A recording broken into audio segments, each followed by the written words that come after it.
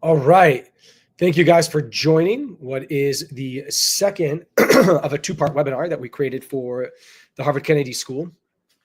And this one's really going to focus on something very, very fundamentally important, which is the essays themselves. I can't tell you how onerous these essays are in this application is. It is no joke. We're talking like, in some cases, 5, 6, 7, 8 written pieces of content that you have to produce for this application.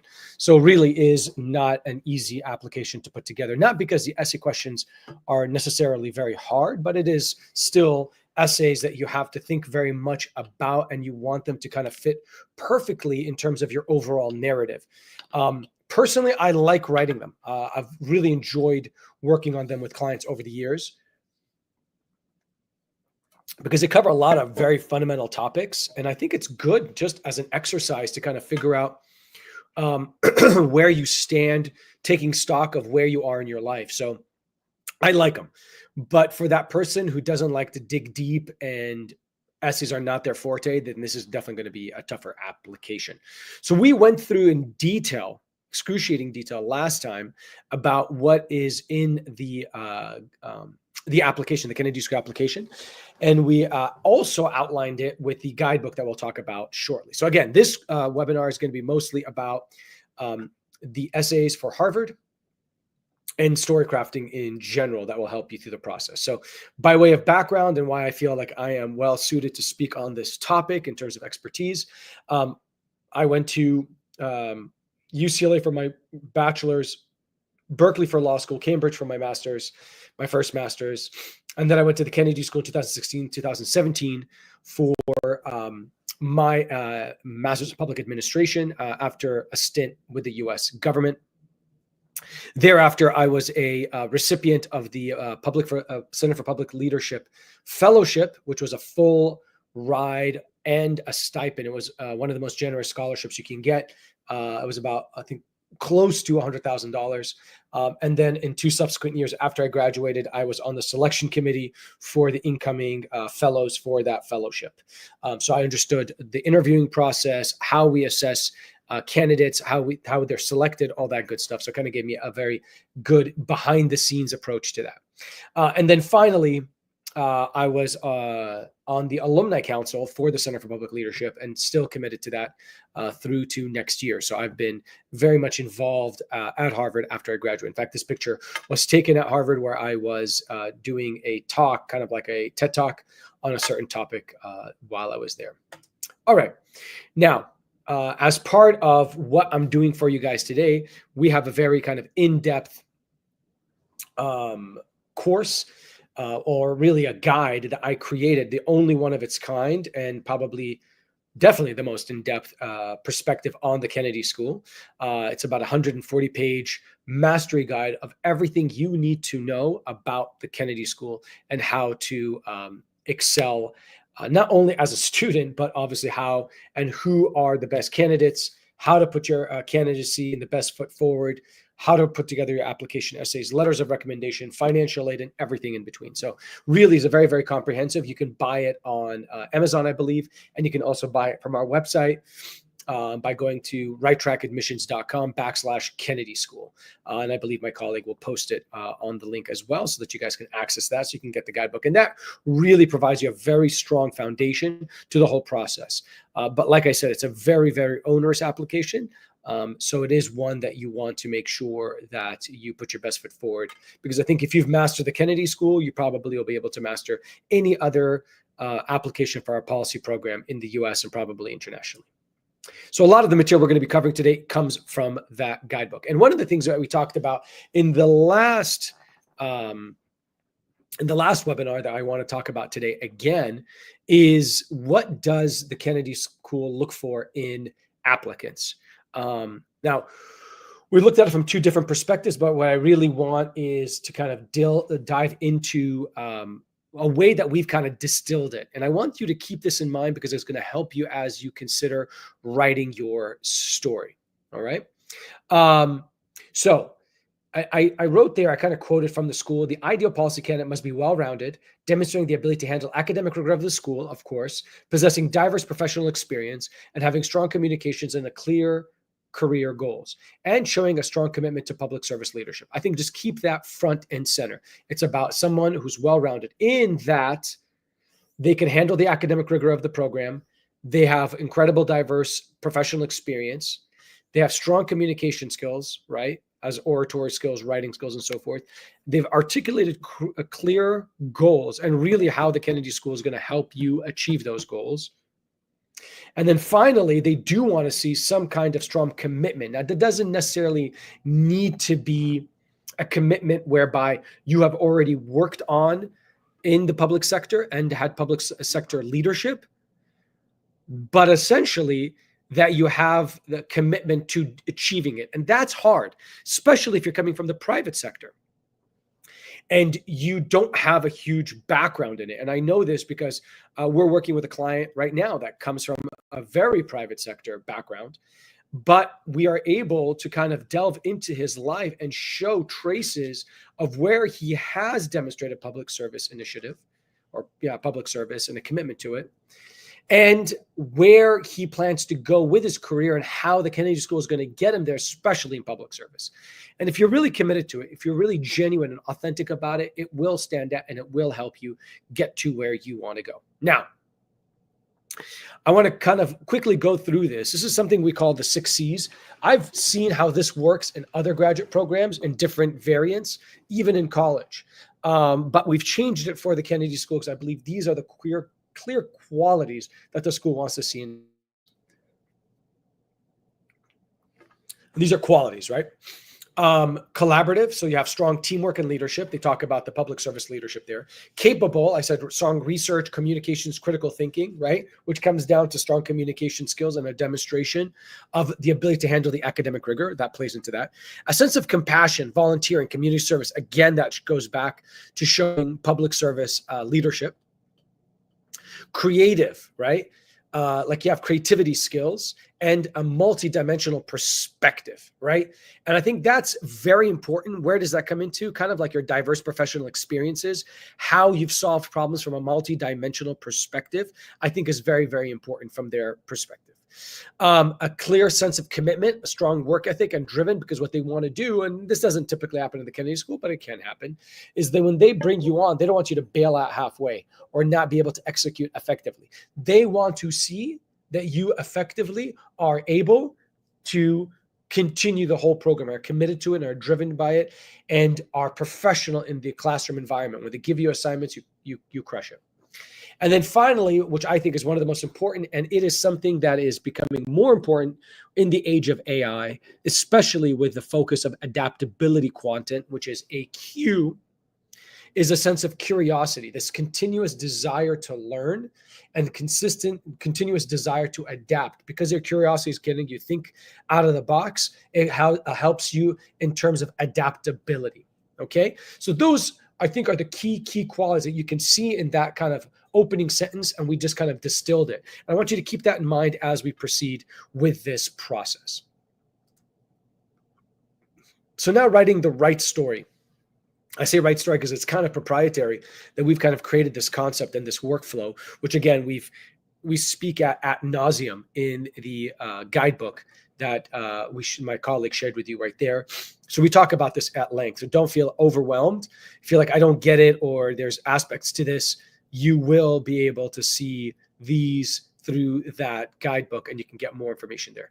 So the first we start is story creating, kind of surfacing your values, those life happenings, how kind of seeking those life happenings, not just staying sedentary in the same job and so forth, which is why I think the school likes diverse professional experiences, because they want people from different backgrounds who have done different things, ideally more than just one thing for a protracted period of time, but are able to have done a couple of different things, even if it's not your full-time thing, but a part-time thing or a side hustle, so that it can kind of show how important you, and how capable you are of thinking from a multi-dimensional perspective, exercising with different levers in terms of and having different things in your toolbox to attack problems from a multitude of different perspectives. I'm a lawyer by background, but I focused also on policy. I also focus on entrepreneurship. I also focus on creative content and creative content creation. So all of these things allow me to see things from a multitude of perspectives, because in the end, and I can say this because I've been researching this a lot,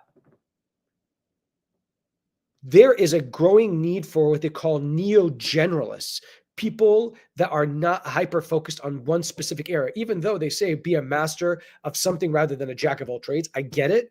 And maybe it's important that you have some kind of mastery over a specific subject, but also the ability not to be so myopic, but able to do other things outside of it, so that when you have a bigger problem, you can exercise different aspects of who you are and what you've done to dissect the problem, break it into smaller pieces, analyze it, solve it, and then reassemble it.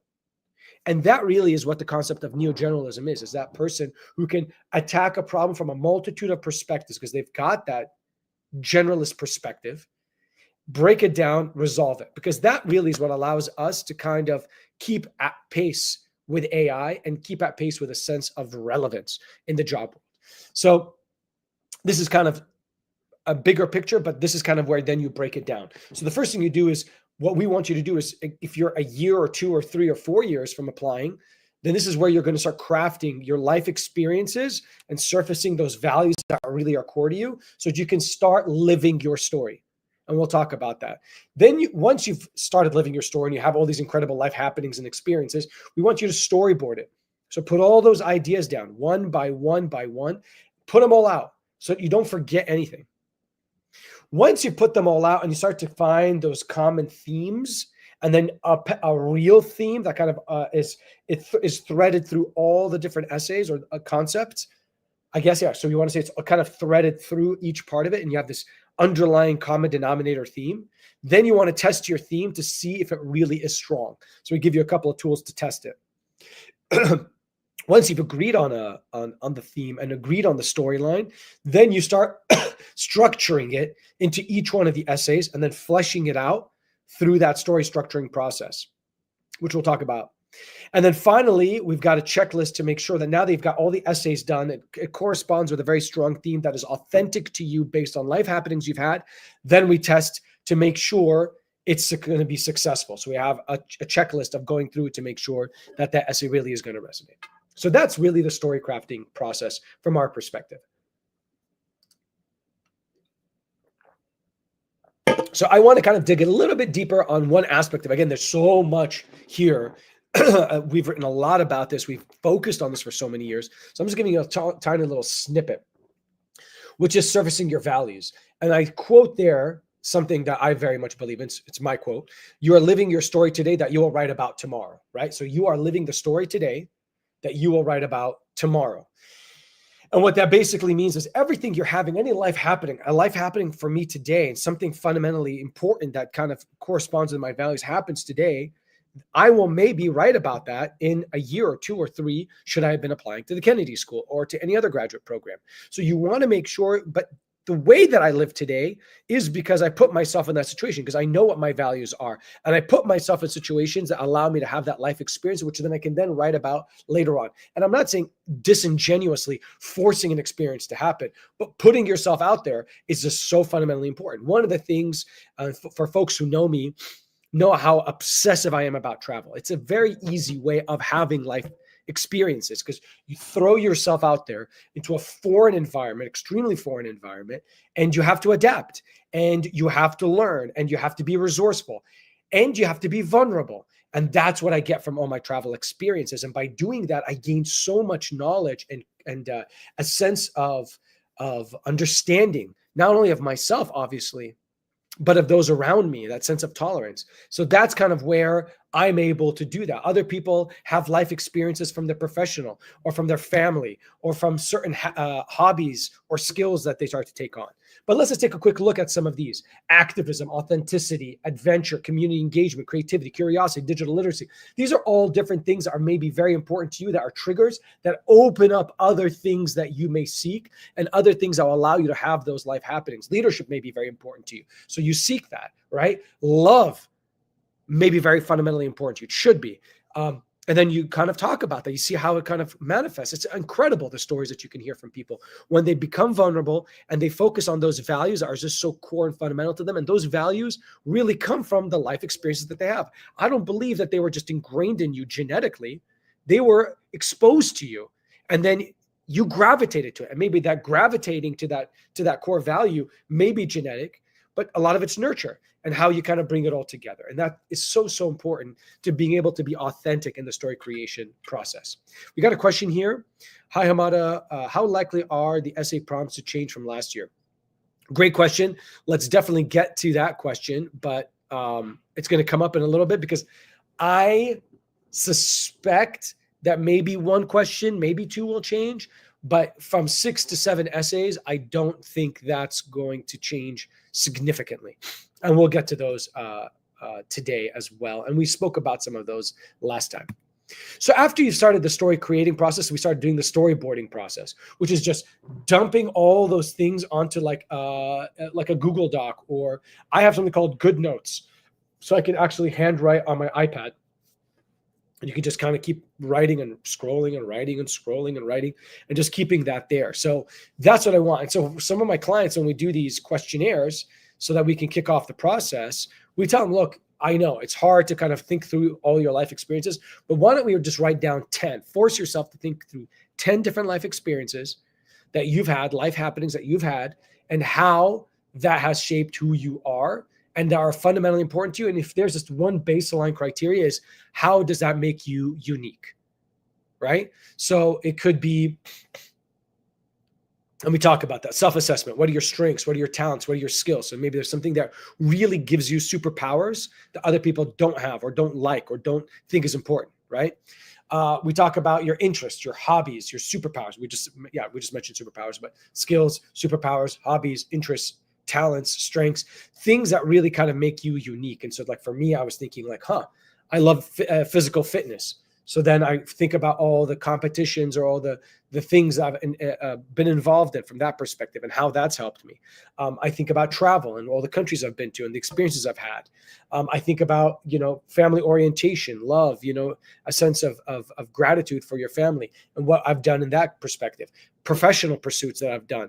What have I done there? And just keep pulling all these life happenings. It could be 10, it could be 15, it could be 20 items.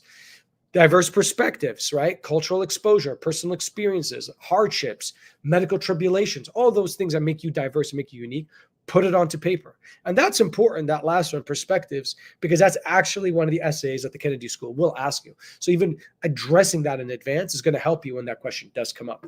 Put that all into a Google Doc or some kind of form of writing things down in a very free-flowing, not worried about the number of experiences, not worried about what you're writing, just putting it down. That's the storyboarding or story dumping process.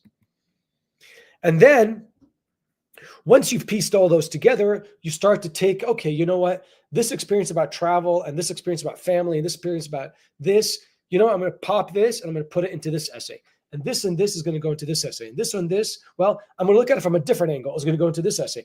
Each one of these essays are different, but they're threaded together. That's important. They need to be different, addressing different aspects of who you are, but there's a common denominator, common thread amongst all of them. So Anna's question, which is, which of these essays does she think, or do I think, may change? Now, if I was to hazard a guess, things have been changing on campus. Things have been changing in terms of DEI and so on and so forth. But I can't fundamentally expect that a background summary statement is going to change, or a bio statement's going to change. Why would it? If anything, they'd get rid of it, but I don't think they'd change it to something else. The career goals, 100%, has got to stay the same in some semblance. English statement, unnecessary if you're not English as a second language, it would be necessary, but otherwise it's not. And again, this is more admin, so I don't think that's going to change. Adversity essay, I think that's important because I don't think adversity plays with DEI in the way that it's been diluted, so to speak. I think adversity is what they want to see. What have you faced in terms of a personal challenge? Devoid of that. And I think that plays with diversity, but it comes from a challenge that you may have faced, a failing that you had. And then what have you done about it so that you can have grown stronger from it? And people love that stuff. I'll give you an example. We were working with someone a long time ago who was planning to apply to a certain leadership program. And the essays were not asking about weakness, but it kind of implicitly begged for it. And then later on, the girl that we were working with was able to find out her letters of recommendations. There was a big portion of her recommender told her that had to do with like, how can this leader improve as a leader so that they could benefit from our program, and ranking them. So they want to see that. They want that vulnerability. They want you to admit that you may have made mistakes and what you've learned from it. So again, adversity, I think, is going to be there. I'm going to skip through the next ones. International development essay, which again is another career goals, JFK essay, the JFK essay, the professional contribution essay. Both of those, I mean, literally, I can't see how that's going to change because the school is all about public service. And the motto of the school is ask what ask what you can do, not what your country can do for you. So I can't see how that's going to fundamentally change. Again, MPP career goals. So I think that's across the board. Optional essay for sure is going to stay because it addresses anything. And then the only ones that could potentially change would be something like the perspectives essay or the personal history essay. The personal history is a diversity essay talking more about you because that may not come up in the leadership essay. I can't imagine that's going to disappear, but maybe the perspectives essay, because it has been a difficult essay to do. And some people do complain that the perspectives essay starts to sound kind of similar to the personal history essay, which then kind of sounds a little bit maybe similar to the adversity essay. So I can maybe see the perspectives essay changing, but the whole reason that they have that is so that they can tell, do you have the ability and the sensitivity and the collaborative approach, which we talked about earlier, to deal with people from a distinct group of different backgrounds. And I think that's very, very important. And then for my class, I like to kind of say, we had people such different sides of the spectrum. We had a gentleman who's very conservative and eventually got into Congress as a congressman. And then a lady who was very progressive, who was also in local politics, and very different sides of the spectrum, but both would, often collaborate or participate in the same classroom and so on and so forth. So it's very, very important that you have that perspective. And the school wants to make sure that you have that, especially now, given the administration, what it is, which may be completely divergent to other people's perspectives that typically go to the Kennedy School and the people that it attracts. You still want to have people that are able to talk about their perspective and support maybe for the current administration without feeling a sense of judgment, and vice versa for people that are against the current administration's policies, but that they can still have a productive conversation, because that's the only way that we're going to be able to come to any kind of consensus. And I'm just talking from the American perspective. I am sure it's fundamentally the same in a lot of other countries as well. All right. So now let's get into the story structuring. So we talked about the story creation. We talked about the story, what do we call that? The story, so we talked about story creation, so the storyboarding process, and now we're going to talk about the story structuring perspective, all right?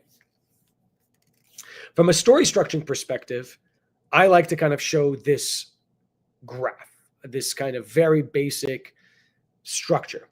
And this is not unique. This is not something that I, trademarked, right? Just take a look at it. Anybody knows movie making, this is a classic, or writing books or anything like that. This is a classic story arc, right? This story arc, though, classic. And then what we have is on one axis, it has tension, and on the other axis, it has time, right? So tension versus time on the axes. And then what we have there is just this graph that kind of goes through how to think through a story. Now, you may say, well, Hamada, can we use the same exact graph for each essay? No, because some of the essays are 250 words. It's going to be near impossible to be able to use exactly this, but you'll use pieces of it. Some of the essays are a little bit longer, like maybe your career goals. But let's put it this way. If you had professional contribution and you added it to career goals, those two together would follow this structure perfectly, right? Because the professional contributions, you're going to want to start with an action, an attention grabber, something that really pulls them in, draws them into this professional contribution, to this JFK essay that you're about to write, okay? So you want to kind of pull them in, an action sequence, right? Super important. From the action sequence, then let me just make sure that, yeah. So for the action sequence, what you're going to then do is thinking about how you're going to draw them in and then provide them with a little bit of context to that action sequence that plays into the professional contribution. Then you're going to go into your background. This is where you surface your values. This is where you really talk about, if B is who am I, that's what B is trying to answer. And A is trying to grab them and pull them into the who am I conversation in terms of your character development. C is career in terms of given who I am, what have I done about it? And that's the story development, kind of exactly like you see in a movie. So you bring them in, develop your story, your character, your background, so they start falling in love with you and start rooting for you. Then you go into the story development process, talking about kind of what you've done about who you are and the values that you stand for. And in the professional contributions, that's exactly how it is, right? Start off with an actions, talk a little bit about your background, talk about that professional contributions, the challenges you face, the things you learn from it, how that bodes with you and so forth.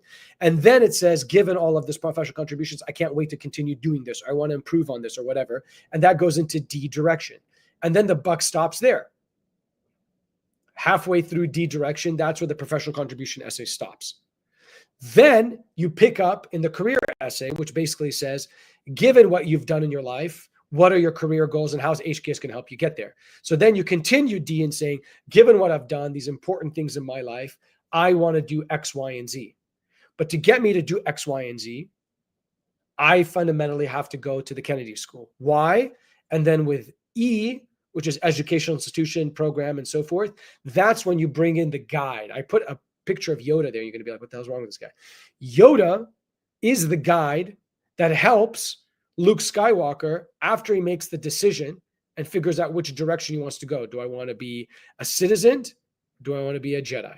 Do I want to just be passive as the evil empire takes over? Or do I want to fight them, with my crew, with what's the guy's name is? I can't freaking remember his Obi-Wan Kenobi or whatever his name was, that dude, and then his whole crew, right? That's the decision he makes, right? He decides that he wants to become a Jedi. And how does he become a Jedi? Well, Yoda helps train him to become a Jedi.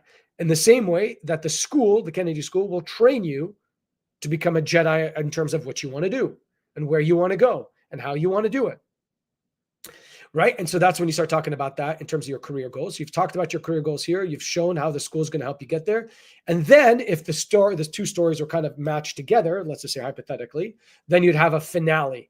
And whatever you started the action sequence with, you'd end it with. And in fact, you could probably steal F and pop it back into the professional contribution to kind of show that finale, right? The only parts of the story in the professional contribution you're not going to include is delving too deep into D, and you're not going to include E, because those two really are going to be in your career goal essay.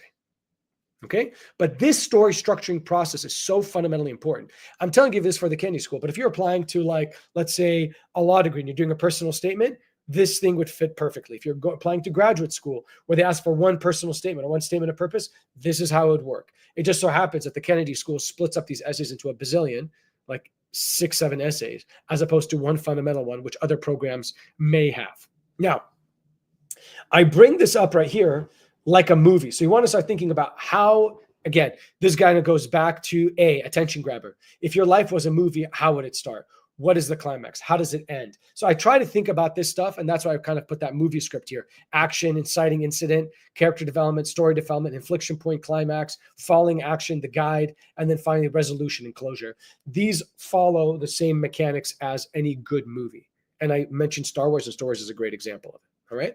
And then finally, I put this TED thing here because I'm always asking, like, what is the hook? If this school had one thing to remember you by, what would it be? What is a takeaway message? And you want to make sure that comes across so they remember you. Oh, Sarah, I remember her. She's the one who wants to do 1, 2, and 3 because she achieved 4, 5, and 6, because fundamentally she's 8, 9, and 10, right? She's this.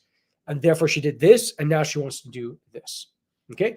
There has to be a hook that pulls it all together so they remember you from it.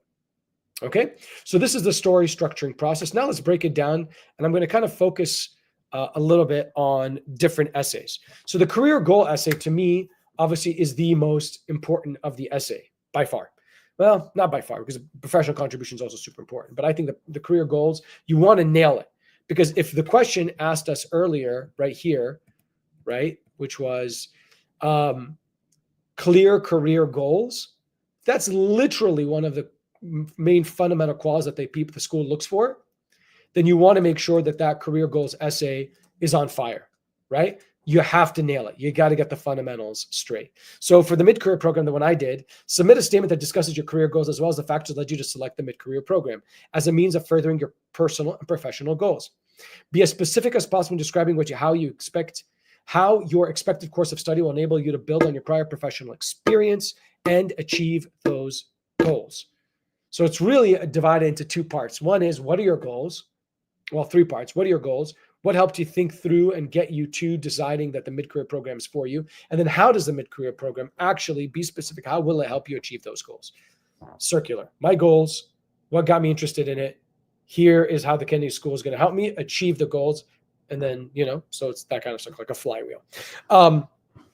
So let's think about it. We talked about the attention grabbers. How are you going to pull them into the career goals essay? Even then, in fact, I told you that you don't have to have it, but let's just say, in the end of the day, they are two separate essays. So you still want to have some way of making it exciting to pull them into the career goals essay.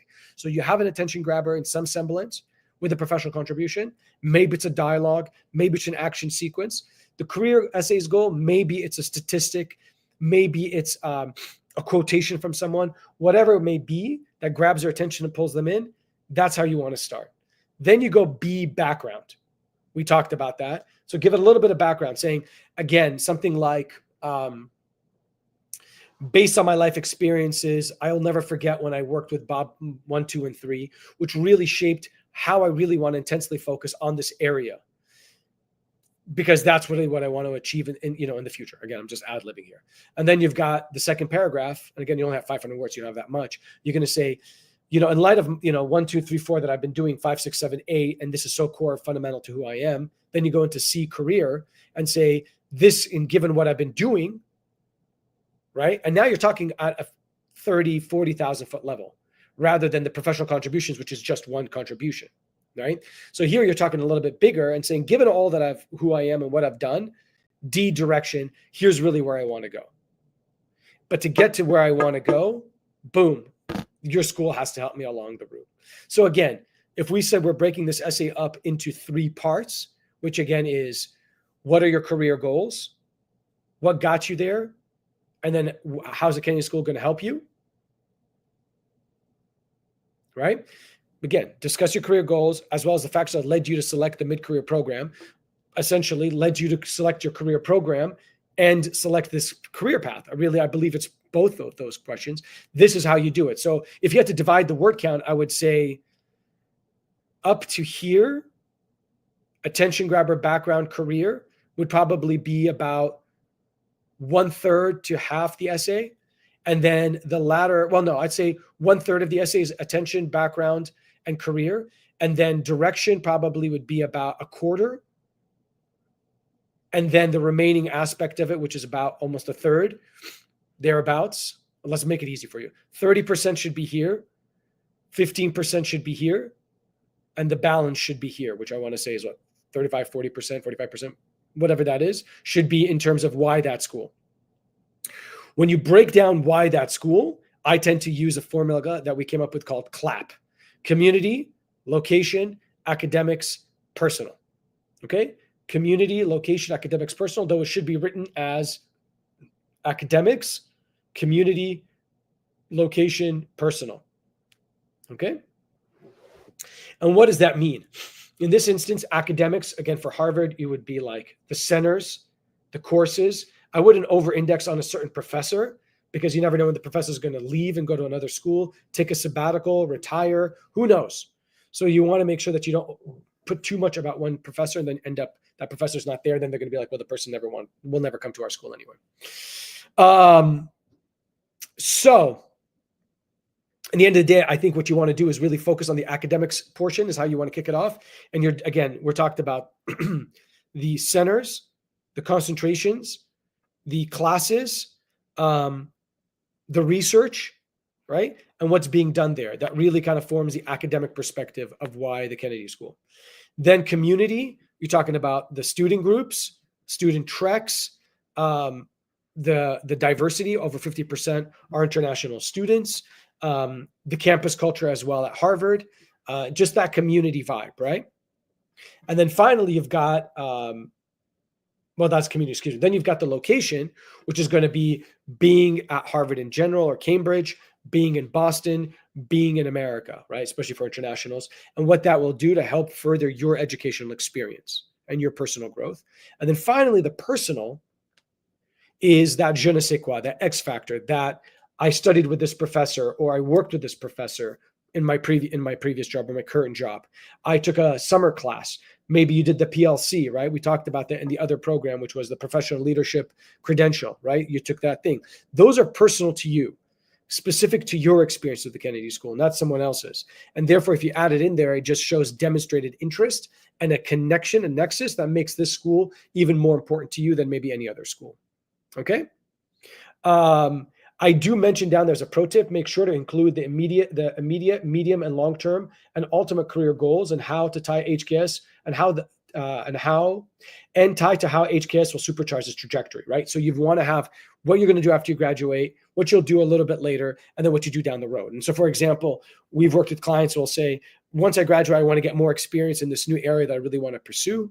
Later on, I want to open up my own company or my own consultancy firm or whatever in this area. And then way down the road, I want to eventually go back to academia and teach people and give them what they need to learn to be able to work in this space, hypothetically. Or maybe they want to go into government and pursue a ministerial position, like a very high position down the road when they've established a lot of experience, right? So that may be how you show that, and then show how each aspect of those will be complemented by the Kennedy School. All right. So that's the career goals essay. Another essay is the adversity essay, which again, I don't see it changing because I think it's just fundamentally important. The school wants to see how adaptable you are, which again comes down to AQ. So it says, describe a time when you faced adversity or a significant challenge to achieving your goals and how navigating through this has shaped your educational career or educational or career trajectory. Only 250 words. So the way I try to break it down is IEL, introduction, experience, and then learning experience from it, or learning lesson from it, right? So in this case, what was the adversity you faced? So in very, very, very basic terms, as a professional, as a teacher, my fundamental thing is that we were really strapped in terms of finances. Our budget was halved because of funding. And this really significantly impacted how I was able to teach and how I was able to help people. Then get into the experience. In this case, while I was doing this happened. And it says, when you faced adversity or significant challenge, it doesn't say when you had a failure, which a lot of other schools do ask for, like a failure and what came from it. It's saying when you faced headwinds and how you overcame it.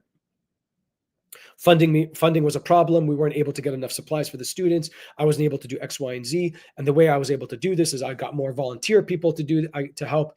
I leveraged AI to help with this way. I did this, I did that, I did this. This really was able to change the game. Here are the statistics of what we were able to achieve. The learning lesson is you have to be resourceful, you have to be adaptable, and you have to be compassionate to understand people's perspectives. And through this experience, I was able to really achieve this so that I was able to overcome that massive headwind, whatever, something along those lines. So you have the intro that kind of tells the reader where you're going to go with this, flesh out the experience and what happened and how you overcame the challenge. And then the learning experience. What major lessons did you derive from it that will help you?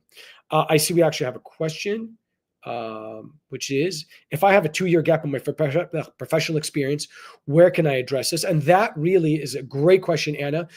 Definitely not addressed. Do not address it in your essays unless it's it's something that plays with adversity. Adversity you faced is I had a massive medical tribulation or challenge, and that made you have to take 2 years out. That's a good essay for adversity, right?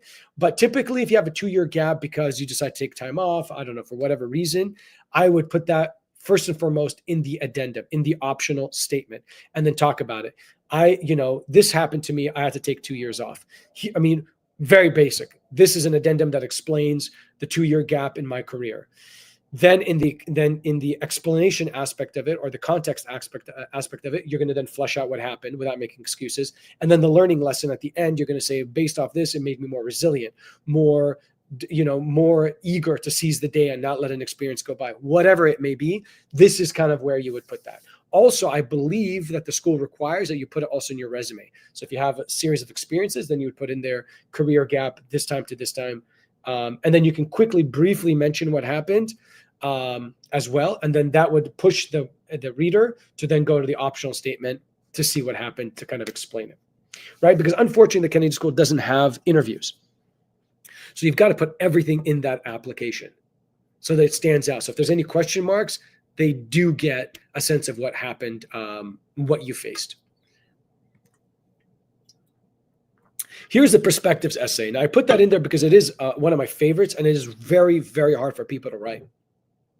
And this may change. I don't know. But just read it with me. Describe a time when interactions with others and or an experience caused you to change your mind or expand your point of view. Now, especially among international students, this really throws them off.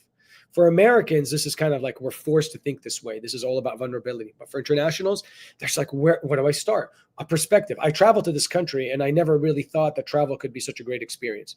Okay, a little watered down. I probably could erase your name and put anybody else's name and it'd still work.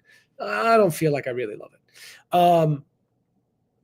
Then you'd get something like, somebody telling you, look, I met somebody from a completely different background, a different political perspective, or religious perspective, and I attended some religious events with them, and I saw why they, believed what they believe in, which had fundamentally, I've been taught as a child not to support a group like this, and therefore, when I went there, I was able to open my mind and see that there's different perspectives, and even though I don't fundamentally agree with everything they do, I was able to see their perspective, why it was important to them, and how that helped me to be more open-minded and tolerant.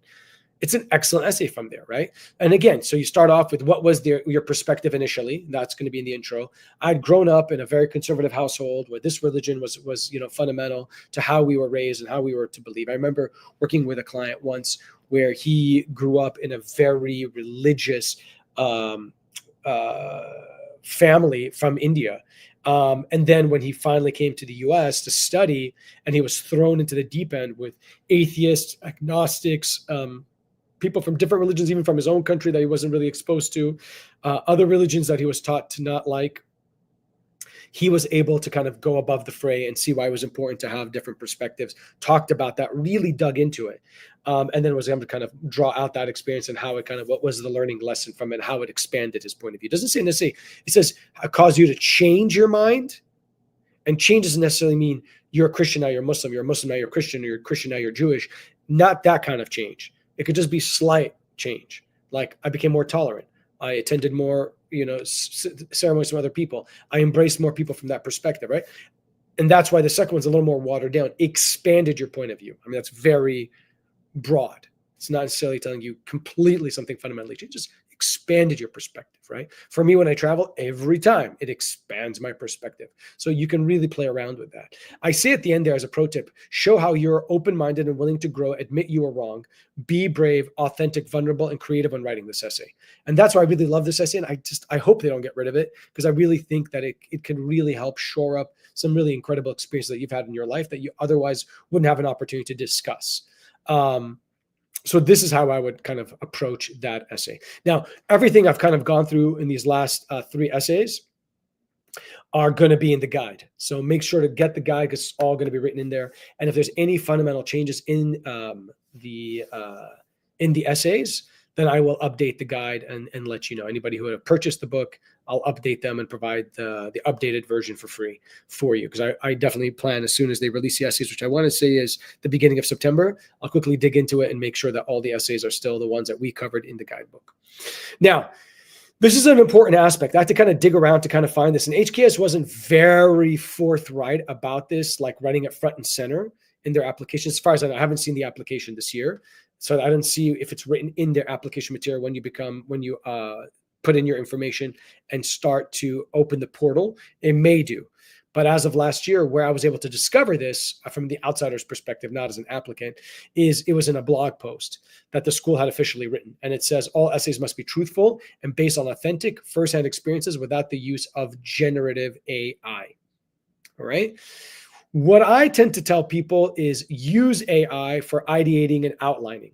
Okay. So I actually tell people to use AI for three areas, though one of them is a little bit kind of you can go back and forth on. The first is through ideating and outlining, which I think is extremely important. So you kind of have an idea, and you're like, I have this experience, and I also have this experience, and I have this experience. What do you think would be a good way of putting it together?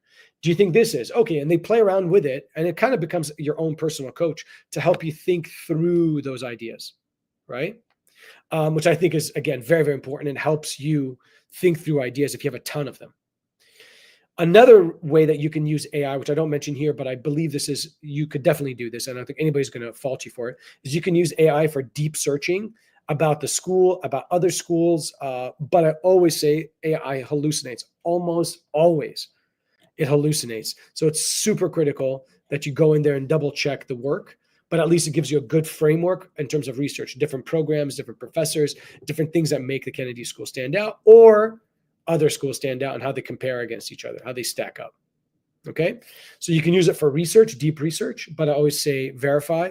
You can use it for ideating and outlining, fair game, as if you're talking to a friend, someone, and everybody does this in terms of, I don't think there's a single person there's probably are, but I think most people who write their essays for the Kennedy School or any other program will have someone, a mentor, a friend, a family member. They can just be like, I was thinking about writing about this. What do you think? And I don't think the school will ever fault you for just exchanging ideas with someone just to kind of come down, because it's just like you need a soundboard. And why not? So AI can be that soundboard. The final area, which I don't highly encourage, but again, I can see how it can work, is once you've completed the essays and you've tracked and you perfected them, you can run it through AI just so that you can make sure that your spelling and your grammar is on point. Why I say that? Because typically most people have at least one person in their life that they give the essays to just to do a quick overview for punctuation, grammar, syntax. That doesn't fundamentally change anything. Which is why I say do not use AI, which is why they say it right there, based on authentic first-hand experiences without the use of generative AI. You do not want to use it also to write your essays, to draft your essays. Even if I say use it for ideating, that's just very general ideas, but you're not going to sit there, okay, now write me a narrative, now write me a script, now write it into a way that actually, type it all out. That's when you've gone haywire, which is why even for ideating and outlining, you have to be cautious. You don't want to overdo it. That's why the thoughts, the ideas, the brainstorming we talked about, the storyboarding has to come from you, and be as detailed as you can. AI will just help you kind of maybe connect certain dots that you may not see that someone else would have helped you do anyway. Okay. But do not use it for drafting any of the materials. Do not use it for editing, fundamental, strong editing from like a crappier draft to a much better draft and so forth, because they can use software like GPT-0 to identify that and make that a much bigger point. And then once they do that, then you're going against the HKS policy, and they can ding you for it, as a lot of other schools are coming down very hard on this. All right. Story testing, which we kind of also mentioned as one of the last categories of that main thing, is, and I'll quickly go through this, but this is really in the guidebook, and I know we're kind of crunching on time, but these are a couple of tests that I've worked with clients to help them better think if they've come up with the right theme and right structure. The emotional test, does it really resonate with you? The Vega test, which is essentially, do the values that you have bode with the experiences that you've done? So remember, values, who am I? Experiences, what I've done. Goals, where I want to go. And the action, what am I doing now to get me to my goals, right? So that's kind of the flow. So does that pass it? Is it, and I call it the relevancy test, because if the values don't correspond with the experience, then maybe it doesn't, that value and that experience is not boding well. So take out that experience, find the experience that does work with the value. Or if you have certain values and experiences, but they don't fundamentally connect to the goals, then maybe something's off and it's not relevant, what you've put in there. So you want to make sure that it's relevant, it's holistic, as in it covers all the different aspects of who you are and the theme that you've kind of pieced together. If it doesn't bode into that holistically, the totality test, then it's going to be off. And the people are going to go, what's the point of him writing this essay or her writing this essay? It has nothing to do with their background, their values, or anything about them. And then finally, I said the uniqueness test. I kind of alluded to this earlier. But this is kind of where you could write an essay, and if it's super bland and you change your name and put somebody else's name, it still works because it lacks uniqueness to you.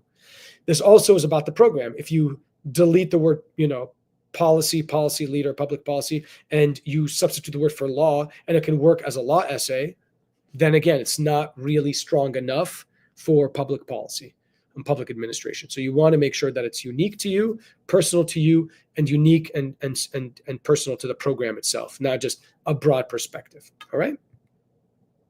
That's the story testing. And here's the story success. And I'll quickly, I'm not even going to go through all of them because there's too many of them, but you can see some of the things that are going to be very, very important that you need to basically tick. Okay, am I duplicating material? Totality test. Oh, I did this essay. Okay, that's going to fail. That's going to hurt me. Let me change the theme or the structure of this essay. This essay has nothing to do with the rest of the essays. It seems like such an outlier. Should I put this in the optional because the optional should just be supporting a thing, or should you just get rid of it completely? Let's get rid of it. It's irrelevant, right? You have a theme here, then a theme here, then a theme here, too many themes and just too many cooks in the kitchen. It's kind of like when you're watching a movie. I was watching a movie recently. There's so many characters, so many different side stories. And just like, dude, I just lost focus. And halfway through the movie, you're like, I don't even know where the hell I am anymore, right? You don't want to have that happen, right? You don't want to have too many themes. One maybe overarching theme and maybe one or two subsidiary themes that all fall together within the overarching theme. You don't want to list all your accomplishments like a resume, just flesh it out, just dump all your accomplishments there. You don't want to have divisive topics that are going to get you in trouble, that are just too confrontational, too divisive. You can push the envelope, but don't push it so far that it paints you in a bad perspective, okay? And don't try to get cheap laughs, right? Like some people I know try to be funny or comic in their essays. These essays don't necessarily ask for it. It doesn't really kind of come across. It's not saying, tell me something that you fundamentally believe was a happier moment in your life, or then you can kind of talk about a joke, right? It doesn't talk about that. So don't try to be a comedian when you really may fundamentally miss the mark. It's just too risky. Okay. Those are just some of the story successes there. Let's see. And then this, I just kind of shape it out. You can just kind of put it into like, we kind of put into a winning checklist, and you can kind of just check it off there for your own. You can put into a checklist. You can use something like this for it. So you can make sure that you've responded to each one of those. How do you get started? So we talked about this, ideating, outlining. So, ideate, brainstorm, kind of what we call storyboarding, free writing, then outlining. So once you put all the ideas down, then you've said, okay, this idea is going to go in this essay. This idea is going to go in this essay. Now you have an idea. This idea has become part of an outline. So now you have a paragraph header. This is going to be the intro, and it's going to cover this fundamental point. This is going to be the experience. It's going to cover this point and this point. And this is going to be the learning lesson. It's going to cover this point. And you put into bullet points. Then this is just very basic, obviously. If you're really stuck and don't know how to get started, then you pull out the paragraph headers. And you start fleshing out each one of those bullet points into sentences, so that it goes into like 250 words. So maybe your first draft is 400 words and you cut it down to 325, then 275, and then finally get to 200. And by then every time you've reread it, you've perfected the writing, which is why I don't believe you should be doing this with AI. Because of course you can. You say, take this essay and boil it down to 275 words. Boil this essay down to 250 words. Through that process, it's going to miss very important, authentic ways of you thinking through and fleshing that out yourself. So you don't want to do that. You want to go through that exercise of taking a huge piece of marble and chiseling it down until it's a beautiful sculpture, right? And then finally, you're perfecting it, like we talked about, the flow, the syntax, the responsiveness, the uniqueness. You go through those success story things that we just talked about here. Is it accurate? Is it unique? Is it detailed? Does it have examples? All that kind of stuff. All right. I do say get a second opinion. From people, so somebody who knows you extremely well, a mentor, somebody who understands the admissions process, specifically the Kennedy School, and then somebody who's a damn good writer, to make sure that you have a great essay and a product at the end of the process. Okay? Now, let me quickly go through who we are, and if there's any last minute questions, please ask. So who we are, again, this is our comprehensive approach. Guiding, story crafting, editing, and timekeeping. And obviously you can imagine for the Kennedy School, super important because the applications due typically the first couple of days of December. And people are like, okay, the application got released in September. We've got to get transcripts translated if you're international. Letters of recommendation done ASAP. We've got to get all the essays outlined. We've got to potentially take the GRE. We've got to potentially take the TOEFL. you've got to start, piecing all those application essays together. Make sure the transcripts have been processed. Make sure that they're being, it's like, there's so many things flying around. Oh, did I do my bio essay? Oh no, I forgot. Did I do the background essay? Oops, I forgot. Did I flesh out the resume? Oh no, I didn't do that. Did I do the optional? So you've got to have someone who can help you with the timekeeping aspect, obviously the editing aspect to help you perfect what we've discussed, the story crafting, obviously coming up with the best themes and so forth, and the guiding, which is pretty much what I'm doing for you right now through these webinar series, as well as the guidebook that my colleague posted in the chat. Oh, we got a question. When do you recommend that I start writing? And that's a great question, because if I just told you that they're going to release the application beginning of September, literally the next day, well, even before that, why not now start already fleshing out all the storyboarding process, all the ideas, putting it all down on paper now. So when you know what the essays are going to be, you know exactly where to piece them together and you get started immediately. The goal is by mid-November, your application should be done and dusted. And that includes your transcript submitted, the letters of recommendation submitted, all the essays completed, everything uploaded to the portal. You don't want to wait till December 1st, 2nd, or 3rd and quickly rush to do it. You want to have it all fleshed out perfectly, ready to go. Give yourself that 15th of November. Therefore, if anything bad happened, you've given yourself an extra week of wiggle room before things get really hairy. All right. This, I think, is very important. I like to kind of highlight this, which was a cohort we helped. We helped a certain country that was trying to increase the number of applicants in their school, especially from the public sector. We worked with them. We helped through a series of webinars.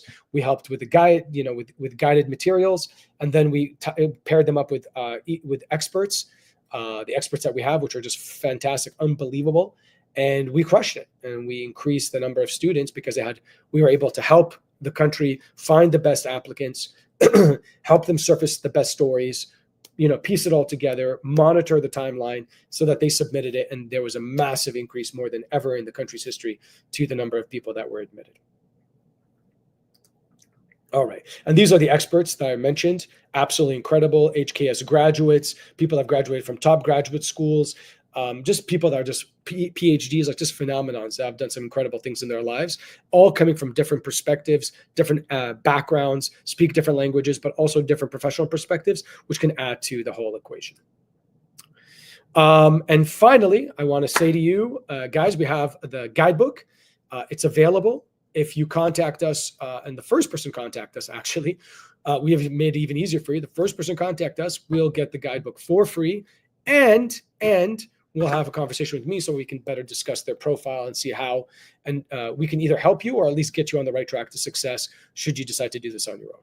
So please hit us up, reach out to us. I think we're the best in class in doing this kind of stuff, and I think it's something that you want to do right.